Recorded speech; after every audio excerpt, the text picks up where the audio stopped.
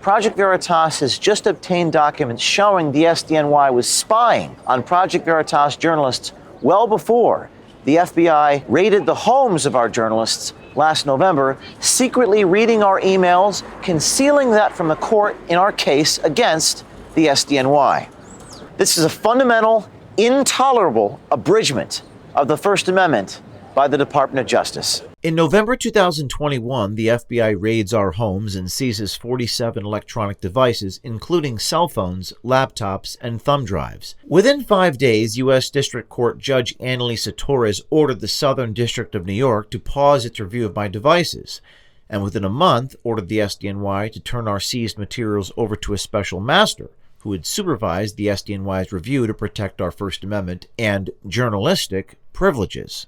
Recently obtained legal documents from Microsoft Corporation reveal that despite Judge Torres' orders, between November 2020 and April 2021, the Department of Justice went to 6 magistrates and obtained a series of secret warrants, orders, and a subpoena to surreptitiously collect privileged communications and contacts of 8 American journalists, myself included, from Microsoft. The DOJ even sought and obtained numerous secrecy orders preventing Microsoft from disclosing the surveillance to anyone.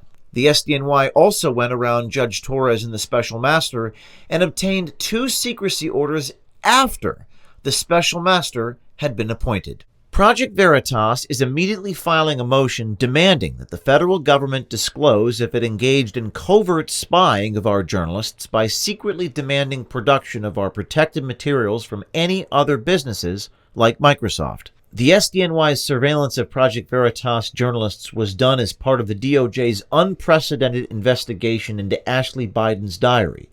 As far as we know, federal law enforcement has never before investigated an abandoned diary.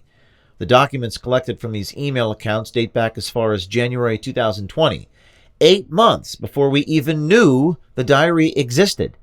As Project Veritas motion says, the fact that the government secretly obtained emails from 3 different Project Veritas journalists dating back from 8 months prior to the news-gathering conduct that the government is scrutinizing shocks the conscience. While the special master litigation proceeded, the government apparently misled the court by omission, by not disclosing that it had already obtained other privileged materials. The SDNY was ordered to turn over all materials to the special master.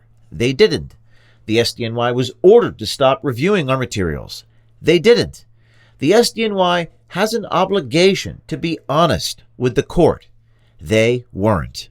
Is this the world we want to live in? Our government spying on Americans' private information, imposing secrecy orders with no real justification, effectively lying by omission to the courts meant to uphold our rights? Now, you can dislike Project Veritas, you can dislike me, but the government's overstep, the SDNY's overstep, is a sign of unprecedented power that affects us all. You can either stand for freedom of the press or you endorse this and wait until it happens to you.